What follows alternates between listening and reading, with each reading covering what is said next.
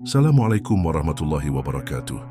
Semoga Allah senantiasa menjaga hati dan langkah kita di jalan yang lurus, memberikan kita hidayah, dan menjauhkan kita dari kesesatan. Amin. Pernahkah kalian berpikir, jika Tuhan itu ada, mengapa ada banyak agama yang berbeda? Jika agama itu penting, mengapa ada negara maju tanpa agama yang hidup damai? Atau bahkan, apakah manusia benar-benar membutuhkan agama? Pertanyaan-pertanyaan ini sering muncul dan menjadi perdebatan besar. Ada yang meyakini agama adalah sumber kebenaran dan makna hidup, sementara yang lain menganggapnya tidak lagi relevan di zaman modern. Mana yang benar dan bagaimana Islam menjawab semua ini? Jangan kemana-mana, karena pembahasan kali ini akan membuka wawasan kalian. Sebelum kita mulai, jangan lupa like video ini, subscribe channel Coba Islam, dan aktifkan lonceng notifikasinya agar tidak ketinggalan konten menarik lainnya. Bismillahirrohmanirrohim. Mari kita mulai ceritanya. Apakah Tuhan benar-benar ada? Bisakah sains menjelaskan segalanya? Ataukah agama hanyalah ilusi yang diciptakan manusia? Di sebuah aula megah, tiga pemikir dari latar belakang berbeda duduk berhadapan. Seorang filsuf skeptis, seorang ilmuwan rasionalis, dan seorang ulama yang teguh dalam imannya. Mereka diundang untuk berdebat dalam sebuah forum terbuka di mana kebenaran akan diuji melalui logika, bukti, dan keyakinan. Malam itu tiga sudut pandang bertemu. Hanya satu yang akan bertahan. Di sebuah rumah sederhana di pusat kota, seorang pria paruh baya dengan janggut rapi dan pakaian bersahaja sedang membaca buku teologi. Namanya Dr. Salman, seorang ulama terkemuka yang telah mengabdikan hidupnya untuk memahami dan menyebarkan ajaran Islam. Tak jauh dari sana, di dalam laboratorium sebuah universitas, Profesor Adrian, seorang fisikawan teoritis, tengah meneliti hukum-hukum alam semesta. Baginya, sains adalah kunci untuk mengungkap realitas, sementara agama tak lebih dari peninggalan mitos kuno yang sudah tak relevan. Sementara itu, di dalam perpustakaan besar, Ethan Carter, seorang filsuf terkenal, tenggelam dalam renungannya. Ia meyakini bahwa manusia menciptakan Tuhan sebagai jawaban atas hal-hal yang tak mampu mereka pahami. Baginya, agama adalah jebakan yang membelenggu akal sehat. Ketiganya menerima surat undangan yang sama. Anda diundang untuk menghadiri debat intelektual terbesar abad ini. Tema, apakah Tuhan benar-benar ada? Tempat, Aula Besar Universitas Orion. Waktu, Jumat malam, pukul 20 ULO. Tak ada nama pengirim, tak ada detail tambahan. Hanya satu instruksi, datang dan bersiaplah untuk mempertahankan keyakinan masing-masing. Di balik rasa penasaran mereka, terselip satu pertanyaan besar. Siapa yang telah mengundang mereka dan untuk tujuan apa? Malam itu, Aula Besar Universitas Orion dipenuhi ratusan penonton yang datang dengan penuh antusias. Mahasiswa, dosen, peneliti, serta orang-orang dari berbagai latar belakang berkumpul untuk menyaksikan perdebatan intelektual yang langka terjadi. Di atas panggung utama, 3 kursi telah disiapkan, masing-masing bertuliskan nama para peserta, Dr. Salman, Profesor Adrian, dan Ethan Carter. Di tengah panggung, seorang moderator berdiri dengan tenang menanti kedatangan para tamu kehormatan. Dr. Salman adalah orang pertama yang tiba.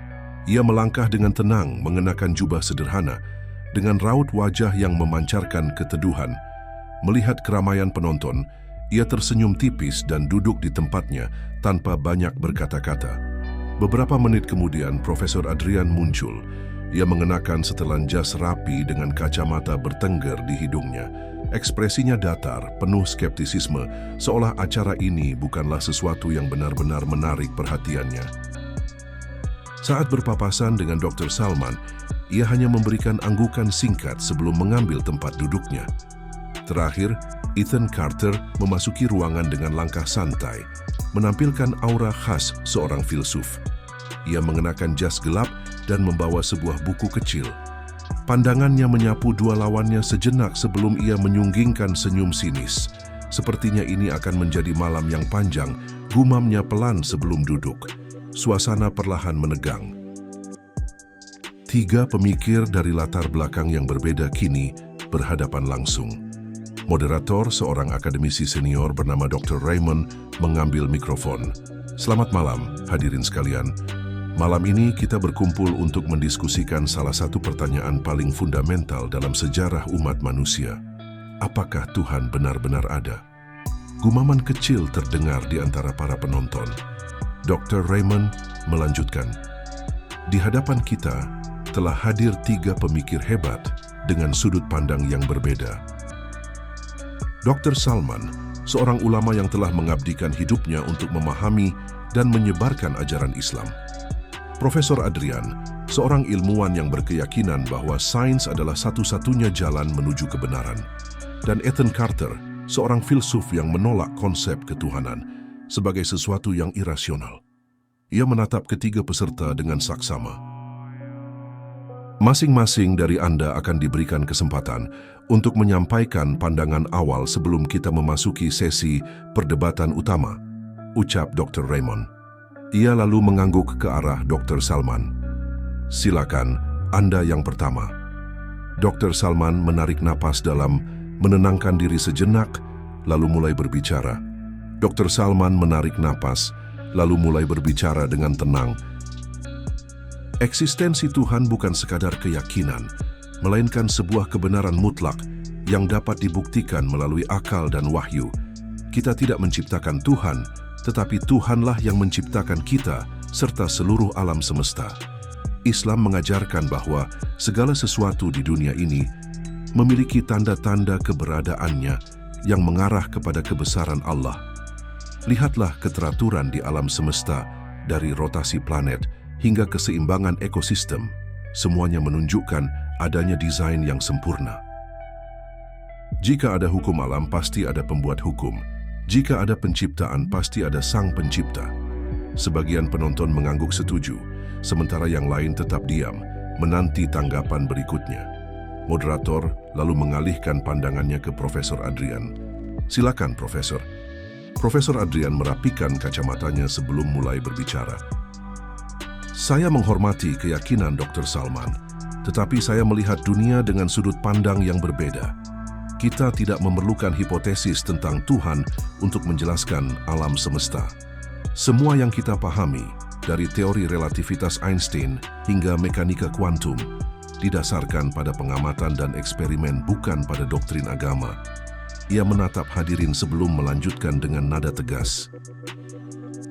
Big Bang, evolusi, hukum gravitasi, semuanya dapat dijelaskan tanpa harus mengasumsikan adanya Tuhan. Jika alam semesta bisa muncul dari fluktuasi kuantum, lalu di mana peran Tuhan dalam penciptaannya? Bisikan mulai terdengar di antara penonton. Beberapa mahasiswa fisika tampak mengangguk setuju, sementara yang lain terlihat ragu. Moderator kemudian beralih ke Ethan Carter. Sekarang giliran Anda. Ethan menyandarkan tubuhnya ke kursi dan menyunggingkan senyum tipis. Dr. Salman berbicara tentang Tuhan sebagai kebenaran absolut. Profesor Adrian berbicara tentang sains sebagai jawaban. Saya, di sisi lain, bertanya, bagaimana jika semua ini hanyalah ilusi kolektif? Ia membuka buku kecil yang dibawanya, lalu melanjutkan. Ethan Carter membuka bukunya, lalu berbicara dengan nada santai. Sejarah menunjukkan bahwa agama diciptakan manusia sebagai cara untuk menjelaskan hal-hal yang belum mereka pahami. Dahulu petir dianggap sebagai murka dewa, namun sekarang kita tahu bahwa itu hanyalah pelepasan muatan listrik di atmosfer. Begitu pula dengan konsep Tuhan, sebuah gagasan yang diwariskan turun-temurun, bukan sesuatu yang nyata. Beberapa penonton mulai bertepuk tangan pelan. Ethan tersenyum dan menambahkan satu kalimat tajam. Tuhan bukanlah pencipta manusia, justru manusialah yang menciptakan Tuhan. Suasana di aula mendadak tegang. Dr. Salman hanya tersenyum tipis sebelum berkata, kalau begitu, mari kita lihat apakah argumen Anda bisa bertahan dalam perdebatan ini. Moderator mengangguk. Kita akan memasuki sesi debat utama. Bersiaplah, karena pertempuran sesungguhnya baru saja dimulai. Ketegangan di ruangan semakin terasa. Debat kini memasuki tahap inti, di mana masing-masing pemikir akan saling membantah dan mempertahankan argumen mereka. Moderator Dr. Raymond menatap ketiga peserta sebelum berbicara. Mari kita mulai dengan pertanyaan utama. Apakah Tuhan benar-benar ada? Kami akan memberi kesempatan kepada masing-masing peserta untuk menanggapi argumen lawannya. Ia lalu menoleh ke Dr. Salman. Silakan Dr. Salman, Anda yang pertama. Dr. Salman menatap Ethan Carter dengan tenang sebelum berbicara. Anda mengatakan bahwa manusia menciptakan Tuhan karena ketakutan. Itu pernyataan yang menarik, tetapi juga sangat dangkal, ujarnya. Ia melanjutkan, jika Tuhan hanyalah konsep yang diciptakan manusia, lalu bagaimana dengan hukum-hukum alam yang begitu teratur dan sempurna? Jika saya memberikan Anda sebuah buku yang penuh dengan ilmu, apakah Anda akan mengatakan bahwa buku itu muncul dengan sendirinya? Atau Anda akan mengakui bahwa ada seorang penulis yang menyusunnya? Ethan tersenyum tipis. Saya akan mengatakan bahwa buku itu ditulis oleh manusia, tetapi alam semesta bukanlah buku, dan kita tidak bisa menyamakannya dengan sesuatu yang sengaja diciptakan oleh individu, jawabnya. Dr. Salman mengangguk kecil. Dr. Salman tersenyum tipis sebelum menanggapi. Baik, jika alam semesta bukan seperti sebuah buku, lalu bagaimana dengan hukum-hukum alam? Bagaimana mungkin sesuatu yang begitu terstruktur dan sistematis muncul dari kekacauan murni? Hukum alam tidak membutuhkan pencipta, sela Profesor Adrian. Dalam fisika kita melihat bahwa partikel dapat muncul dan menghilang dalam vakum tanpa perlu ada sosok yang mengaturnya. Alam semesta adalah hasil dari proses alami yang mengikuti hukum-hukum tersebut. Dr. Salman tetap tersenyum. Tetapi Profesor, siapa yang menetapkan hukum-hukum itu? Jika partikel dapat muncul dan menghilang, siapa yang menciptakan mekanismenya? Mengapa tidak terjadi kekacauan total? Fakta bahwa ada keteraturan justru menunjukkan adanya perancang di baliknya. Ethan Carter bersandar di kursinya, menatap Dr. Salman lalu berkata, masalah dengan argumen Anda adalah asumsi bahwa keteraturan hanya bisa ada jika ada pencipta. Namun dalam sejarah filsafat, banyak pemikir yang berpendapat sebaliknya. Ia mengangkat satu jari dan melanjutkan, David Hume misalnya, berpendapat bahwa kita tidak bisa serta-merta menyimpulkan bahwa keteraturan berarti ada pencipta. Alam semesta bisa saja selalu ada, tanpa awal dan tanpa akhir. Dr. Salman menggeleng pelan. Itu justru asumsi yang lebih lemah. Alam semesta memiliki permulaan dan hal itu didukung oleh sains. Jika Anda mengatakan bahwa alam semesta selalu ada, maka Anda bertentangan dengan fakta ilmiah tentang Big Bang. Ethan mendesah pelan. Baik, saya akui bahwa alam semesta memiliki awal. Tetapi mengapa harus Tuhan yang menciptakannya? Mengapa bukan sekadar proses alami? Profesor Adrian memutuskan untuk turut serta dalam perdebatan. Ini mulai menarik.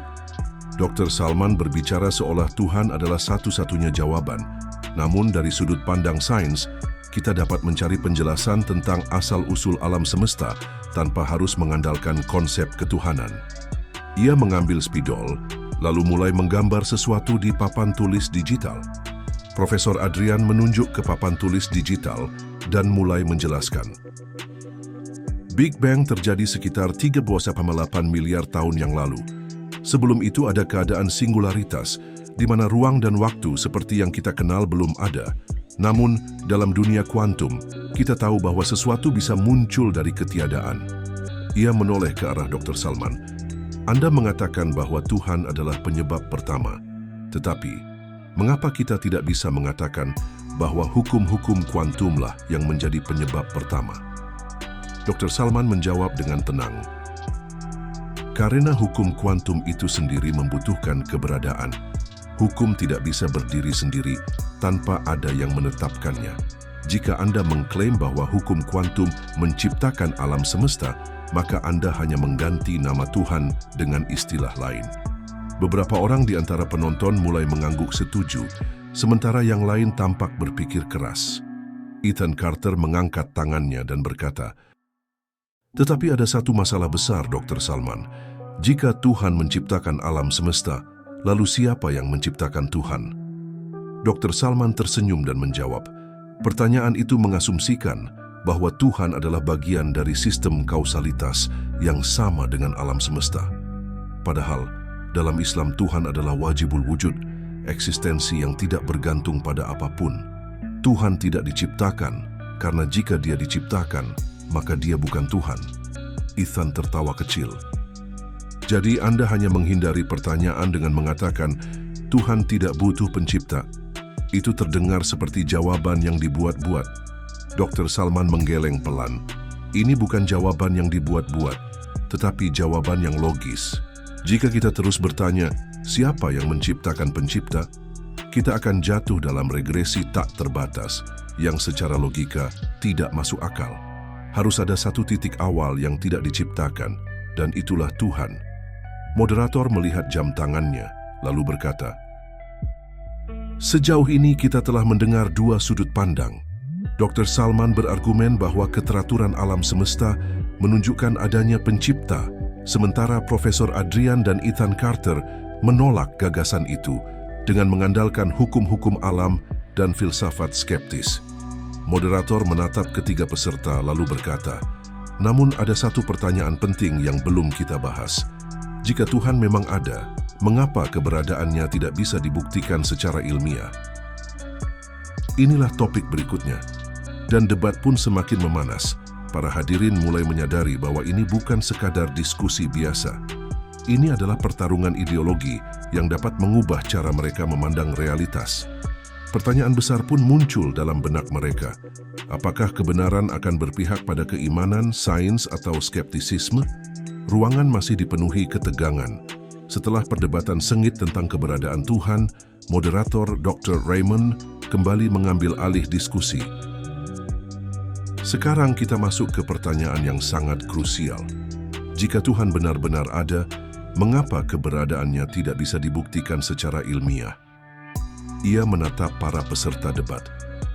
Kita akan mulai dengan Profesor Adrian. Silakan. Profesor Adrian melangkah ke depan, menyandarkan tangannya ke podium lalu berkata, sains bekerja dengan cara yang jelas.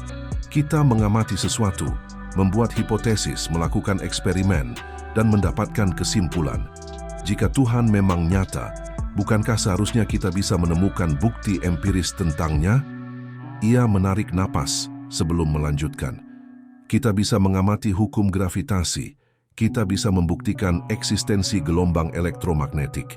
Tetapi ketika menyangkut Tuhan, para teolog selalu mengatakan bahwa Tuhan tidak bisa diuji secara ilmiah.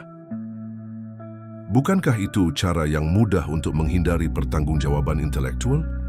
Dr. Salman tersenyum kecil, tetapi ia tetap menunggu gilirannya untuk berbicara. Ethan Carter mengangkat tangan. Saya ingin menambahkan sesuatu. Moderator mengangguk, mengizinkannya berbicara. Ruangan masih dipenuhi ketegangan. Setelah perdebatan sengit mengenai keberadaan Tuhan, moderator Dr. Raymond kembali mengambil alih jalannya diskusi. Sekarang kita akan beralih ke pertanyaan yang sangat krusial. Jika Tuhan benar-benar ada, mengapa keberadaannya tidak dapat dibuktikan secara ilmiah? Ia menatap para peserta debat sejenak, lalu berkata, kita akan mulai dari Profesor Adrian. Silakan. Profesor Adrian melangkah ke depan, menyandarkan tangannya di podium, lalu berkata, sains memiliki metode yang jelas dalam mencari kebenaran. Kita mengamati fenomena, membangun hipotesis, melakukan eksperimen, lalu menarik kesimpulan. Jika Tuhan benar-benar ada, bukankah kita seharusnya bisa menemukan bukti empiris tentang keberadaannya? Ia menarik napas sebelum melanjutkan. Kita bisa mengamati dan mengukur gravitasi. Kita bisa membuktikan keberadaan gelombang elektromagnetik. Namun, ketika berbicara tentang Tuhan, para teolog selalu mengatakan bahwa Tuhan tidak bisa diuji secara ilmiah. Bukankah itu hanya cara untuk menghindari pertanggungjawaban intelektual? Dr. Salman tersenyum kecil, tetapi tetap menunggu gilirannya untuk menanggapi. Di sisi lain, Ethan Carter mengangkat tangannya. Saya ingin menambahkan sesuatu, katanya. Moderator mengangguk, memberikan izin kepadanya untuk berbicara. Ethan merapikan jasnya lalu berkata, salah satu alasan utama mengapa Tuhan tidak dapat dibuktikan secara ilmiah adalah karena bisa jadi dia memang tidak pernah ada sejak awal. Sejarah menunjukkan bahwa manusia menciptakan konsep Tuhan untuk menjawab pertanyaan-pertanyaan yang belum dapat mereka pahami. Ia melanjutkan, dulu manusia tidak mengetahui bagaimana petir terjadi, sehingga mereka menganggapnya sebagai bentuk kemarahan para dewa. Namun, seiring berkembangnya ilmu pengetahuan, kita memahami bahwa petir hanyalah pelepasan muatan listrik di atmosfer. Dulu, manusia tidak tahu bagaimana asal-usul keberadaan mereka, lalu mereka meyakini bahwa Tuhan menciptakan manusia dari tanah.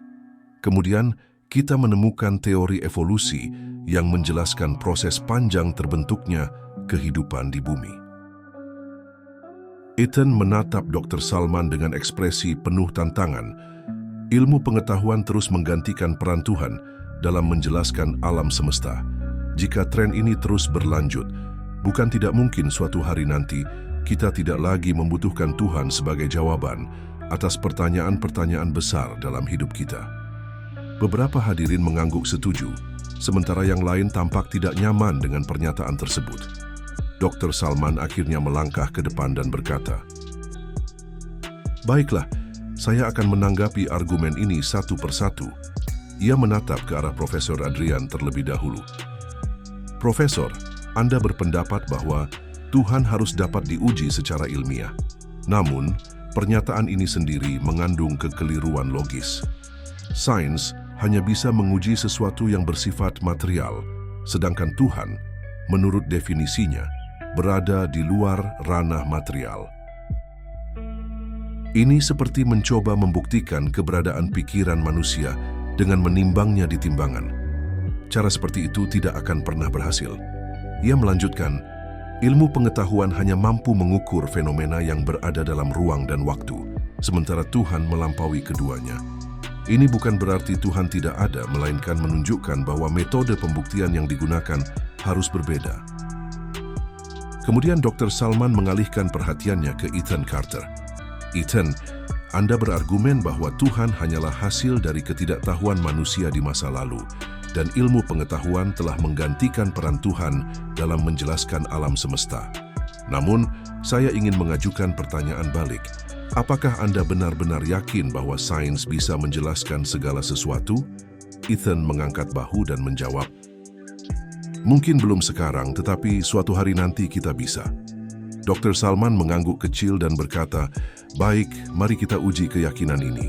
Sains telah berkembang selama berabad-abad, tetapi ada beberapa pertanyaan mendasar yang tetap belum terpecahkan. Misalnya, apa yang sebenarnya menyebabkan Big Bang? Apa yang ada sebelum peristiwa itu terjadi? Bagaimana kesadaran manusia bisa muncul? Ia menatap Ethan dengan tajam sebelum menambahkan, bahkan para ilmuwan terbesar pun mengakui bahwa sains memiliki batasannya. Dan jika sains tidak dapat menjawab semua pertanyaan, bukankah masuk akal untuk mempertimbangkan kemungkinan bahwa ada sesuatu yang lebih besar dari sains itu sendiri? Profesor Arlian menggeleng pelan dan berkata, Dr. Salman, Anda mengajukan pertanyaan yang menarik. Memang benar ada banyak hal yang belum bisa dijelaskan oleh sains saat ini. Tetapi, apakah itu berarti kita harus langsung melompat pada kesimpulan bahwa Tuhan adalah jawabannya? Ia menatap hadirin sebelum melanjutkan. Dulu, kita tidak tahu bagaimana penyakit menyebar, lalu kita menganggapnya sebagai hukuman Tuhan. Sekarang, kita tahu bahwa penyebabnya adalah virus dan bakteri. Dahulu, kita tidak memahami bagaimana manusia berevolusi, tetapi sekarang kita tahu bahwa DNA menyimpan sejarah evolusi kita. Ia mengangkat bahu dan berkata lagi, menggunakan Tuhan sebagai jawaban atas pertanyaan yang belum terpecahkan hanyalah bentuk dari God of the Gaps, menempatkan Tuhan di celah-celah ketidaktahuan manusia. Dan sejarah menunjukkan bahwa seiring berkembangnya sains, celah itu semakin menyempit. Dr. Salman tersenyum kecil dan menanggapi, saya tidak mengatakan bahwa Tuhan harus digunakan sebagai jawaban untuk setiap misteri, tetapi jika alam semesta ini memiliki hukum yang begitu presisi, maka masuk akal untuk berasumsi bahwa ada perancang di baliknya. Ia menoleh ke arah Profesor Adrian sebelum melanjutkan, Anda mengatakan bahwa kita tidak memerlukan Tuhan karena sains telah menjelaskan begitu banyak hal. Namun, jika Anda menemukan sebuah buku yang sangat kompleks dan syarat informasi, apakah Anda akan mengatakan bahwa buku itu muncul secara acak tanpa ada yang menulisnya? Profesor Adrian terdiam sejenak, lalu menjawab, tentu saja tidak. Pasti ada seorang penulis. Dr. Salman tersenyum dan melanjutkan, begitu pula dengan alam semesta. Semakin kita mendalami fisika dan biologi, semakin kita menemukan keajaiban yang luar biasa. Jika kita sepakat bahwa sebuah buku harus memiliki pengarang, mengapa sulit bagi kita untuk menerima bahwa alam semesta juga memiliki pencipta? Ethan Carter menarik napas panjang sebelum berkata, tapi kita tidak bisa membuktikan Tuhan secara empiris. Dan itulah kelemahan terbesar dalam semua argumen Anda, Dr. Salman. Dr. Salman mengangguk kecil sebelum melanjutkan perkataannya. Dan saya tegaskan sekali lagi, Tuhan tidak bisa dibuktikan dengan cara yang sama seperti kita membuktikan hukum-hukum fisika. Namun, ada banyak hal dalam hidup yang kita yakini tanpa harus melihatnya secara langsung.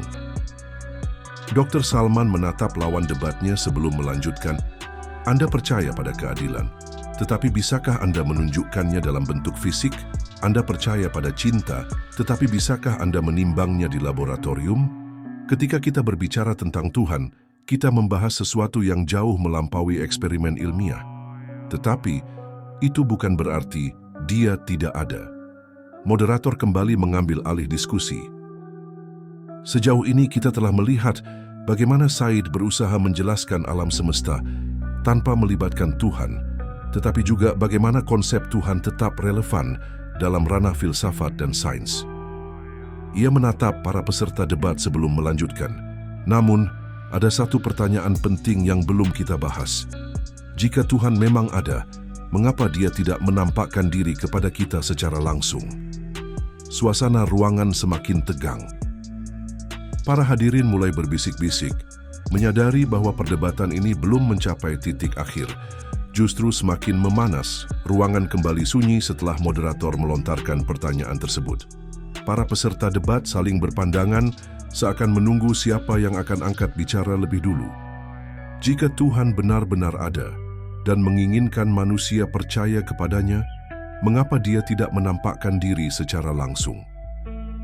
Mengapa Dia tidak turun dari langit dan menunjukkan keberadaannya secara nyata? Moderator mengulang pertanyaannya, memastikan semua orang memahami esensinya. Profesor Adrian tersenyum dan mengambil mikrofon. Saya sangat menyukai pertanyaan ini, katanya. Jika Tuhan ingin disembah, mengapa Dia memilih untuk tetap tersembunyi? Bukankah lebih masuk akal jika Dia menampakkan diri secara langsung kepada manusia dan menyatakan keberadaannya tanpa keraguan? Ia melangkah ke depan panggung dan melanjutkan, bayangkan ada seorang pemimpin negara yang mengharapkan seluruh rakyatnya menaati hukum, tetapi dia tidak pernah muncul di hadapan publik, tidak pernah berbicara, dan tidak memberikan bukti nyata bahwa dirinya benar-benar ada. Jika rakyat kemudian meragukan keberadaannya, apakah kita bisa menyalahkan mereka? Beberapa hadirin tersenyum dan tertawa kecil, tetapi Dr. Salman tetap tenang. Ethan Carter mengangguk setuju dan menambahkan, setidaknya kalau Dia memang ada, Dia bisa muncul di siaran televisi nasional, bukan? Gelak tawa kecil kembali terdengar, tetapi Dr. Salman tetap mempertahankan ekspresi serius. Ia menunggu beberapa saat sebelum akhirnya berbicara. Baik, saya akan menjawab pertanyaan ini dengan pertanyaan lain. Ia menatap Ethan dan Profesor Adrian sebelum melanjutkan, jika Tuhan menampakkan dirinya secara langsung kepada seluruh umat manusia, apakah manusia masih memiliki pilihan untuk percaya atau tidak? Ethan mengangkat bahu. Tentu saja tidak. Jika bukti sudah begitu jelas, kita tidak akan punya pilihan selain mempercayainya. Dr. Salman tersenyum. Tepat, dan justru disitulah letak permasalahannya. Ia berjalan perlahan ke depan panggung sebelum melanjutkan, Tuhan tidak menginginkan keimanan yang lahir dari keterpaksaan. Dia ingin manusia menggunakan akalnya, mencari kebenaran dengan ketulusan, dan percaya dengan hati yang ikhlas. Kemudian, dengan nada yang lebih tenang namun penuh makna, ia berkata, "Jika Tuhan menampakkan diri dalam bentuk yang tidak bisa disangkal, maka keimanan akan kehilangan nilainya. Percaya bukan lagi sebuah pilihan, melainkan sebuah keharusan. Iman akan berubah menjadi kepatuhan tanpa kesadaran, layaknya robot yang hanya menjalankan perintah tanpa memiliki kehendak sendiri." Moderator mengangguk pelan sebelum berkata, "Jadi menurut Anda, Tuhan sengaja tidak menampakkan diri agar manusia bisa memilih?" "Bukan menyembunyikan," jawab Dr. Salman, "melainkan memberikan tanda-tanda dan bukti yang cukup bagi mereka yang mau berpikir. Namun bagi mereka yang menolak, Tuhan tetap memberi ruang untuk ragu. Itu adalah bagian dari ujian kehidupan." Ethan menghela napas sebelum menanggapi, "Masalahnya, Dr. Salman, semua ini terdengar seperti pembelaan tanpa dasar. Anda mengatakan bahwa Tuhan memberikan tanda-tanda, tetapi tanda-tanda itu selalu samar. Jika Tuhan memang ingin menguji manusia, mengapa ujiannya begitu tidak jelas?" Ia menatap Dr. Salman dengan tajam dan melanjutkan, "Bahkan dalam pengadilan manusia, seseorang tidak bisa dihukum tanpa bukti yang jelas. Tetapi di sini, Tuhan meminta kita percaya kepadanya berdasarkan bukti yang ambigu, dan jika kita tidak percaya, kita dihukum di akhirat. Bukankah itu terdengar tidak adil?" Beberapa hadirin mengangguk setuju, tetapi Dr. Salman tetap tenang. "Saya mengerti argumen Anda, Ethan," katanya. "Tetapi jika bukti keberadaan Tuhan begitu jelas hingga semua orang dipaksa untuk percaya, bukankah itu sama saja dengan menghilangkan kebebasan berpikir?" Ethan terdiam sejenak sebelum menjawab, "Tapi bukankah itu lebih baik daripada membiarkan manusia hidup dalam ketidakpastian?"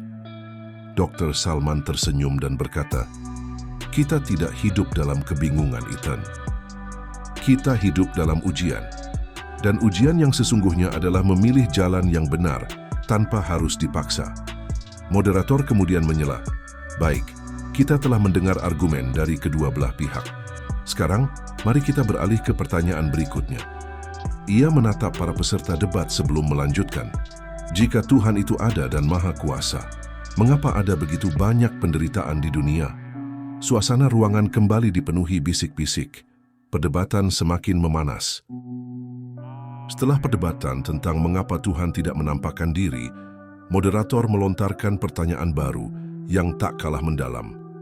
Jika Tuhan itu Maha Penyayang dan Maha Adil, mengapa dunia penuh dengan penderitaan? Mengapa ada perang, kelaparan, penyakit, dan bencana alam? Moderator menoleh ke arah Ethan Carter. "Apakah Anda ingin menjawab lebih dulu?" Ethan mengangguk dan melangkah ke depan. Berdiri tegak, ia berkata, "Ini adalah argumen yang sangat sederhana. Jika Tuhan benar-benar Maha Penyayang, seharusnya Dia tidak membiarkan anak-anak mati kelaparan di Afrika. Dia tidak seharusnya membiarkan gempa bumi menghancurkan kota-kota. Dia juga tidak seharusnya membiarkan jutaan orang menderita karena kanker." Ia menatap para hadirin sebelum melanjutkan, "Jika saya melihat seseorang tenggelam dan saya memiliki kekuatan untuk menyelamatkannya, tetapi saya memilih untuk diam, apakah saya bisa disebut orang baik?" Ruangan sunyi. Jika Tuhan memiliki kekuatan untuk menghentikan penderitaan tetapi tidak melakukannya, maka hanya ada dua kemungkinan. Dia tidak adil atau dia tidak berdaya. Keduanya membuktikan bahwa Tuhan yang Maha Penyayang tidak ada. Dr. Salman menghela napas sebelum berbicara. "Saya memahami rasa frustasi Anda, Ethan. Tetapi, argumen Anda mengasumsikan bahwa semua penderitaan itu tidak memiliki tujuan." Ethan mengernyit. "Menurut Anda, ada tujuan dalam penderitaan?" Dr. Salman mengangguk. "Ya, dunia ini adalah ujian. Jika tidak ada penderitaan, bagaimana kita bisa merasakan kasih sayang? Jika tidak ada kesulitan, bagaimana kita bisa memahami arti kesabaran dan keteguhan?" Ia menatap Ethan dengan dalam sebelum melanjutkan, "Anda mengatakan bahwa jika Tuhan Maha Kuasa, Dia seharusnya menghilangkan semua penderitaan. Tetapi, jika itu terjadi, apakah manusia masih memiliki kebebasan? Jika tidak ada konsekuensi atas perbuatan, apakah keadilan masih ada?" Ethan terdiam sejenak sebelum berkata, "Tapi bagaimana dengan anak-anak yang mati kelaparan? Apa salah mereka?" Dr. Salman menghela napas. "Mereka tidak bersalah, Ethan. Tetapi dunia ini bukan akhir dari segalanya. Islam mengajarkan bahwa kehidupan ini adalah ujian dan keadilan sejati akan terjadi setelah kematian." Moderator melirik jam tangannya. Diskusi semakin memanas, tetapi ia tetap melanjutkan dengan pertanyaan berikutnya. Jika Tuhan itu ada dan kebenaran hanya satu, mengapa ada begitu banyak agama yang berbeda? Mengapa Tuhan tidak memberikan satu ajaran yang jelas untuk seluruh umat manusia? Perdebatan belum berakhir, justru semakin sengit. Setelah membahas penderitaan, moderator kini mengangkat isu yang tak kalah menantang. Ia menoleh ke arah Profesor Adrian. "Silakan, Profesor Adrian, Anda bisa menjawab terlebih dahulu." Dengan percaya diri, Profesor Adrian melangkah ke podium. "Mari kita lihat ini secara logis. Jika ada satu Tuhan yang benar-benar peduli terhadap manusia, mengapa ada ribuan agama yang saling bertentangan?" Ia mengangkat tangannya, mulai menghitung.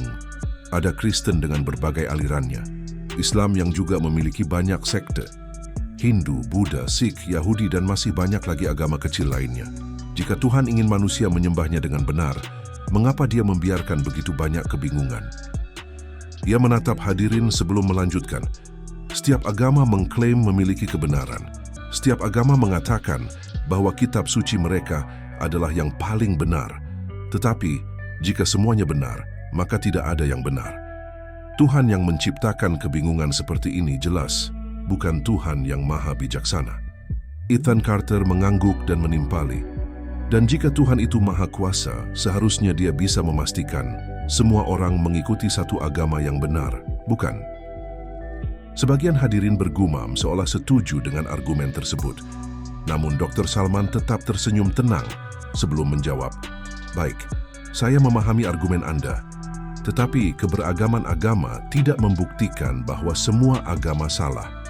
Justru ini adalah bagian dari ujian kehidupan." Profesor Adrian mengernyitkan dahi. "Ujian?" Dr. Salman mengangguk. "Allah berfirman dalam Al-Quran bahwa Dia telah mengutus rasul-rasul kepada setiap kaum dengan ajaran yang sama, menyembah satu Tuhan. Namun seiring berjalannya waktu, manusia mengubah ajaran tersebut sesuai dengan hawa nafsu dan budaya mereka sendiri." Ia melanjutkan, "Perbedaan agama bukanlah karena Tuhan tidak memberikan petunjuk, melainkan karena manusia sendiri yang menyimpang dari petunjuk itu." Profesor Adrian tertawa kecil dan mengulang, "Ujian? Jadi, Anda mengatakan bahwa semua agama lain adalah penyimpangan?" Dr. Salman mengangguk tegas. "Ya, Islam meyakini bahwa agama yang benar adalah yang tetap berpegang pada ajaran asli Tuhan tanpa perubahan oleh manusia. Dan itulah Islam." Hadirin mulai berbisik-bisik. Beberapa tampak terkejut dengan ketegasan jawaban Dr. Salman. Ethan mengangkat tangan dan bertanya, "Tapi masalahnya setiap agama bisa saja mengatakan hal yang sama. Setiap agama mengklaim bahwa mereka adalah yang benar, sementara yang lain telah menyimpang. Jadi, bagaimana kita bisa tahu mana yang benar?" Dr. Salman tersenyum sebelum menjawab, "Dengan menggunakan akal dan bukti, Islam bukan sekadar klaim melainkan didukung oleh bukti rasional, sejarah, serta wahyu yang tetap terjaga keasliannya." Profesor Adrian menggelengkan kepala.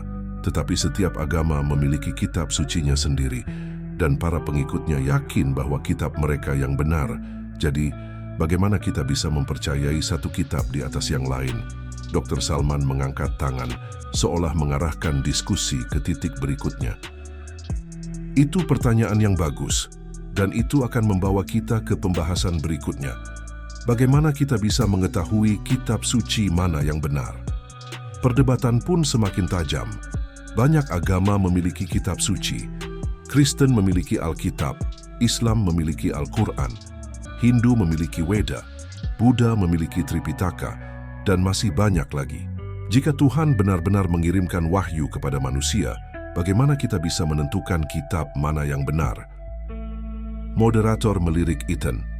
"Ethan, silakan mulai." Ethan menarik napas panjang sebelum berbicara. "Baik, Saya akan mengatakan sesuatu yang mungkin tidak semua orang setuju. Semua kitab suci hanyalah karya manusia.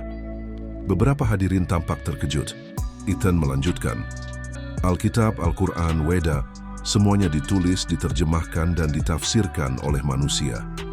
Tidak ada bukti konkret yang menunjukkan bahwa kitab-kitab ini benar-benar berasal dari Tuhan. Faktanya, jika kita melihat sejarah, kita akan menemukan bahwa kitab-kitab ini mengalami perubahan dan mengandung banyak kontradiksi. Profesor Adrian mengangguk setuju. Ya, misalnya dalam Alkitab, ada banyak versi berbeda yang sering bertentangan satu sama lain.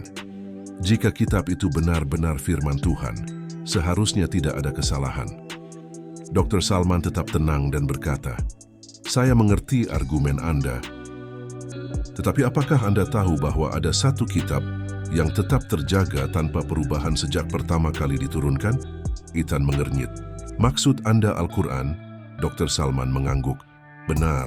Al-Quran adalah satu-satunya kitab yang tidak pernah berubah sejak diturunkan. Tidak ada versi yang berbeda. Tidak ada perubahan teks selama lebih dari 1400 tahun. Profesor Adrian mengangkat tangan. "Sebentar, Anda mengatakan bahwa Al-Quran tidak berubah. Tapi bagaimana kita bisa yakin hanya karena umat Islam mempercayainya?" Dr. Salman tersenyum. "Bukan sekadar keyakinan, ada bukti ilmiah dan sejarah yang mendukung klaim ini. Ribuan manuskrip kuno Al-Quran telah ditemukan, dan semuanya identik dengan teks yang kita baca hari ini." Ethan menggelengkan kepala. "Tapi hanya karena sebuah kitab tetap sama selama berabad-abad, itu tidak otomatis membuktikan bahwa kitab itu berasal dari Tuhan. Itu hanya berarti teksnya tidak mengalami perubahan."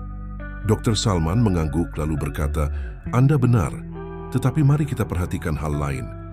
Al-Quran memiliki banyak keajaiban ilmiah yang mustahil diketahui manusia pada masa itu. Misalnya, tentang perkembangan embrio, perluasan alam semesta, hingga lapisan atmosfer. Bagaimana mungkin seorang pria di abad ke-7 mengetahui hal-hal ini tanpa wahyu?" Ethan terdiam sejenak, sementara Profesor Adrian tersenyum sinis.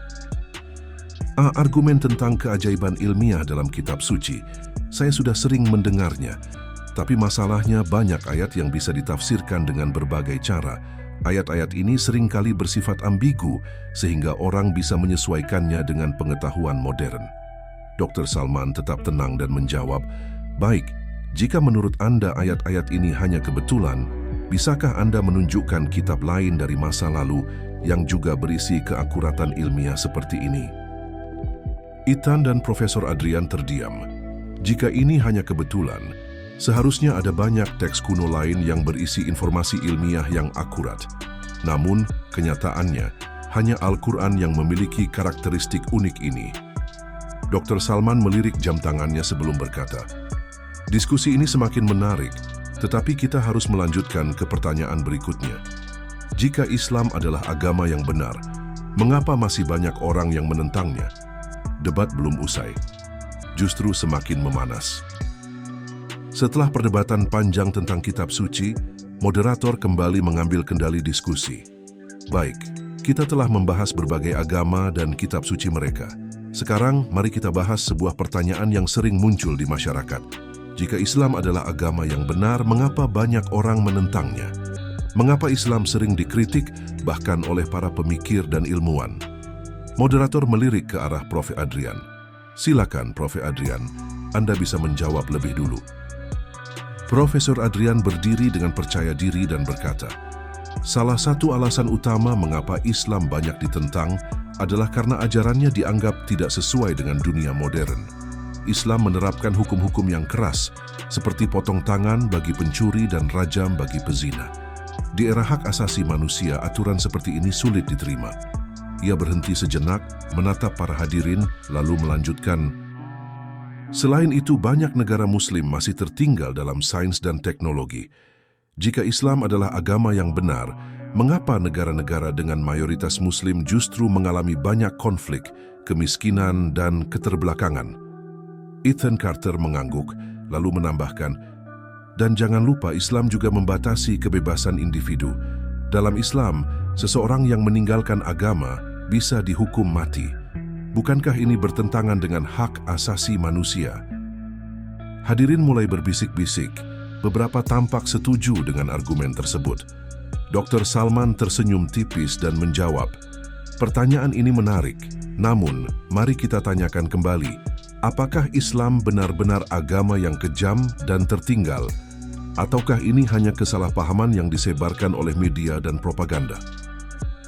Ia melanjutkan dengan suara yang lebih tegas, "Jika Islam menentang ilmu pengetahuan, mengapa ilmuwan Muslim di masa lalu seperti Al-Khawarizmi, Ibnu Sina, dan Al-Farabi justru menjadi pelopor dalam matematika, kedokteran, dan filsafat? Islam tidak pernah menghambat ilmu pengetahuan. Justru Islam mendorong umatnya untuk berpikir dan mencari ilmu." Ethan menyela, "Tapi bagaimana dengan hukum Islam yang keras? Apakah Anda membenarkan hukuman seperti potong tangan dan rajam?" Dr. Salman tetap tenang dan menjawab, "Hukuman dalam Islam memang tegas, tetapi ada syarat-syarat ketat sebelum bisa diterapkan. Contohnya, potong tangan hanya dilakukan dalam kondisi tertentu dan setelah semua faktor sosial diperhitungkan. Sistem hukum Islam lebih menekankan keadilan daripada sekadar hukuman." Profesor Adrian menggeleng dan bertanya, "Tapi bagaimana dengan hukuman bagi orang yang keluar dari Islam? Bukankah itu bertentangan dengan kebebasan beragama?" Dr. Salman menjawab dengan tenang, "Dalam Islam, hukuman bagi orang yang murtad tidak diberikan semata-mata karena ia berpindah agama, melainkan jika tindakannya menghasut atau mengancam stabilitas masyarakat dan negara. Ini lebih mirip dengan kasus pengkhianatan daripada sekadar perbedaan keyakinan." Moderator mengangkat tangan untuk mengambil alih diskusi. "Baik, kita telah membahas banyak topik penting. Sekarang, mari kita tutup debat ini dengan satu pertanyaan terakhir. Apakah manusia benar-benar membutuhkan agama?" Ia menatap para panelis dan melanjutkan, "Sepanjang diskusi ini, kita telah membahas pertanyaan tentang keberadaan Tuhan, banyaknya agama di dunia, keabsahan kitab suci, serta mengapa Islam sering ditentang. Sekarang, kita sampai pada inti dari semua ini. Apakah manusia benar-benar membutuhkan agama? Ataukah kita bisa menjalani hidup dengan hanya mengandalkan akal dan moralitas tanpa agama?" Moderator melirik ke arah Ethan Carter. "Ethan, Anda bisa menjawab terlebih dahulu." Ethan menarik napas dalam-dalam sebelum berbicara. "Saya percaya bahwa manusia tidak membutuhkan agama untuk menjadi pribadi yang baik. Kita bisa menggunakan akal dan pengalaman untuk menentukan mana yang benar dan mana yang salah." Ia berjalan ke depan dan menatap hadirin. Negara-negara seperti Swedia, Norwegia, dan Denmark, mayoritas penduduknya tidak religius, tetapi mereka memiliki tingkat kejahatan yang rendah, sistem pendidikan yang maju, dan tingkat kesejahteraan yang tinggi. Ini membuktikan bahwa kita bisa membangun masyarakat yang adil dan beradab tanpa agama. Profesor Adrian mengangguk dan menambahkan, "Dan jangan lupa, agama juga sering menjadi sumber konflik. Sepanjang sejarah banyak peperangan terjadi karena perbedaan keyakinan. Bayangkan dunia tanpa agama, mungkin kita akan memiliki dunia yang lebih damai." Dr. Salman tersenyum tipis dan berkata dengan lembut, "Argumen Anda menarik, tetapi ada satu hal yang sering dilupakan. Manusia bukan hanya makhluk yang mencari kenyamanan materi, tetapi juga makhluk yang mencari makna dalam hidup." Ia melanjutkan, "Banyak orang kaya dan sukses yang merasa hampa meskipun mereka memiliki segalanya. Mengapa? Karena mereka kehilangan makna dalam hidup. Agama memberikan manusia arah, tujuan, dan alasan untuk menjalani kehidupan dengan penuh makna. Jika hidup hanya sebatas lahir, makan, bekerja, dan mati, lalu apa gunanya keberadaan kita?" Ethan tampak hendak menyela, tetapi Dr. Salman mengangkat tangannya dan melanjutkan pembicaraannya. "Dan mengenai klaim bahwa negara-negara tanpa agama lebih damai, apakah Anda tahu bahwa tingkat bunuh diri justru lebih tinggi di negara-negara yang kurang religius?" Dr. Salman berhenti sejenak, lalu melanjutkan, "Jepang misalnya adalah negara maju dengan ekonomi yang kuat, tetapi angka bunuh diri di sana tetap tinggi. Mengapa? Karena banyak orang merasa kehilangan makna dalam hidup. Kekayaan materi tidak selalu menjamin kebahagiaan. tanpa keyakinan akan makna yang lebih dalam, manusia bisa terombang-ambing dalam kehampaan. Ethan terdiam tampak berpikir. Dr. Salman melanjutkan, agama bukan hanya tentang hukum dan moralitas. Agama memberi manusia harapan. Agama memberikan jawaban tentang kehidupan setelah mati. Tanpa agama, hidup hanyalah rangkaian kejadian yang berakhir begitu saja, tanpa tujuan yang jelas. Moderator tersenyum dan berdiri, mengambil alih pembicaraan. Baiklah, kita telah mendengar argumen dari kedua sisi. Ada yang setuju dengan Profesor Adrian dan Ethan Carter bahwa manusia bisa hidup tanpa agama. Ada pula yang setuju dengan Dr. Salman bahwa agama memberikan makna yang tidak tergantikan. Ia menatap hadirin dan berkata, lalu mana yang benar? Pada akhirnya, setiap individu akan menentukan jawabannya sendiri. Tetapi satu hal yang pasti, perdebatan ini menunjukkan bahwa manusia selalu mencari kebenaran, dan mungkin kebenaran itu tidak hanya bisa ditemukan dengan logika, tetapi juga dengan hati. Tepuk tangan bergema di ruangan itu. Debat telah berakhir, tetapi pencarian kebenaran tidak akan pernah berhenti.